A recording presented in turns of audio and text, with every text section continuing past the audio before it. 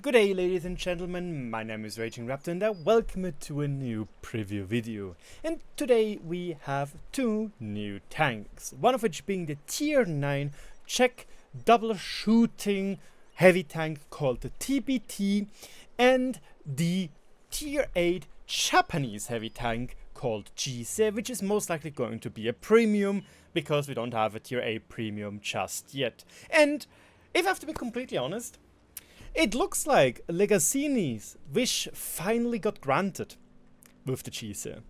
Let's hope it was not a monkey paw type of thing, because I don't really want that this might get shot backwards at us, you know. Jokes aside, I hope he is happy that the Chi-Se is finally coming. And this is also why we start straight off with the Chi-Se.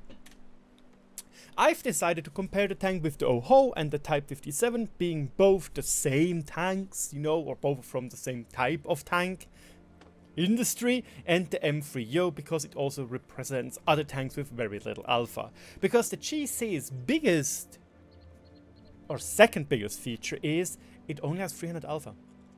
That is fairly low. Yes, with the 8.2 second reload time, he gets a DPM of almost 2000, which is the best of the three which we have, or of the four which we have here. The pen is pretty decent with 220 and 255 for gold. The main thing is though, if we want to be completely real, there's no real point in you to shoot on anything other than gold ammunition, especially if it is going to be a premium tank, because yeah, it's AP, so you really don't lose anything, except for credits most likely, because premium rounds could be very expensive for this tank in that regard. With its 2.2 second aim time, he is mighty fast and has 0.37 accuracy, which is tied with the M3Yo. Yes, the Yo is a bit better when it comes accuracy wise or aim time wise, and yes, the Type 57 is more accurate, but you can't really compare it because it has the cooldown mechanic, which needs an additional something 15 seconds in total to get it down, which cripples its DPM from 1900 to something even lower. The biggest feature the Chi-Se has is its 13 degrees of gun depression. If I'm not mistaken, and this is something you might want to educate me in the comment section below, I believe the Chi-Se has the highest high tier, like tier 8 and above, gun depression in the game with 13 degrees. And it looks like, or at least that's the info we got, it does not have any weird or annoying wobble mechanic, you know, like the Type 57 has, which has 12 degrees, but he only gets that through wobbling about. Or, oh no, it was the tier 9 and 10 which has that. The tier 8, it got removed or never had it.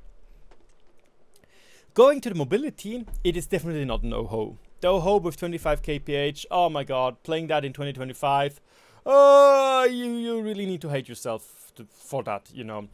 He has 38 kph top speed, which is pretty decent. It has 15.5 HP per ton ratio, which is the best of the bunch here, and 14 in reverse. Yes, it's not as good as the Joe tank, but I would say that's still pretty darn good. It's something acceptable.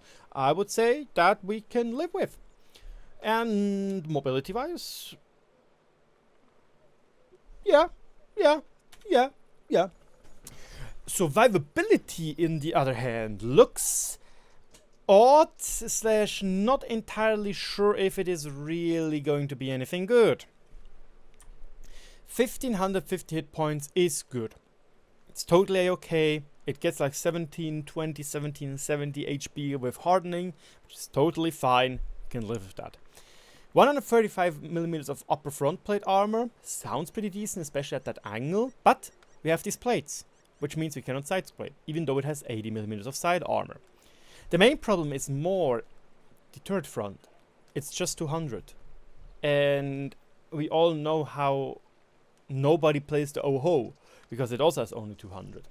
It has a slight angle, but that will be what, 210 maximum? Maybe normalized? Maybe it's high or fat enough that it matters a little less, but I don't know. You definitely need to abuse your 13 degrees of gun depression, and then you maybe have something like 250 millimeters of effective armor. But still, that sounds very little. But that's pure speculation. So armor-wise, especially on the turret, we also have a huge cupola. I don't know, Chief. I am not entirely sure if this is going to be a good opportunity or a good tank or not. It does have 390 meters of view range, which is pretty nice. It puts him on first place with the Joe tank. Weirdly enough, it does not have a loader. I'm not sure if this is a mistake, but that's kind of weird. Especially such a big tank, you can't be telling me it only has 3 crew members. That might be a mistake, because let's be honest, it has the driver's port here. Here we have the radio operator, and then you have this massive turret with just a commander and a gunner. I don't know, Chief. That sounds weird. So let's move over to the TBT, and before we dive in, its main features are a double shotgun with 500 alpha, 3 seconds interclip, 1k burst. And I like the looks of it. I don't know, it kind of looks cool. It looks like a beefy, you know, a beefy Schlema or Selma. I don't know how it's pronounced. The Tier 9 Czech light tank. So it looks pretty cool. I like it. Let's compare it to the TNH, the T54E1 and the IS-32. The TNH being the direct counterpart to the TBT, the 54E1 to be more of a support, heavy tank, and the IS-32 also having the ability to do massive damage in short time while also being fairly good armored. The interesting thing about the TBT, it has 34 seconds reload and 3 seconds interclip, which is obviously slower than what the TNH have with 30 and 2.73 seconds. However, because of the 500 alpha, which is even 10 more than the Tier 10, it has 1621 DPM, which is slightly higher than what the TNH has. But don't forget, the TNH has the ability to use a single shot gun, and the TBT at the moment does not have this capability. Might be interesting as well to give him a single shot 500 alpha gun, but that might also be very hard to balance because that sounds very, very powerful, if I have to be completely honest. Pen wise, 247, a little bit on the low end, but that should be fine. You can work with that, I can assure you. What is unique is the aim time, 2.8 seconds. That's just 0.1 worse than the TNH. And the TNH has basically the same aim time as interclip, you know? That is weird, if I have to be completely honest. 0.41 accuracy is also not bad for this purpose. All of them have 0.4, so it is worse, yes, but I don't know, man. It's 500 alpha, you know, so it's still more accurate than the ISU 152K. Oh, and it has 7 degrees of gun depression. So that is more or less fine because the TNH has the same amount. Only the other two they have 8. I've been yapping a lot. I also was doing this in German already, so my voice is a little bit strained. Mobility, it is slow. 36 kph top, 15 in reverse. The TNH goes 50. Yes, it is faster than T54E1 and slightly slower than IS-32, but its HP per ton ratio of just 14 doesn't make him any favors either.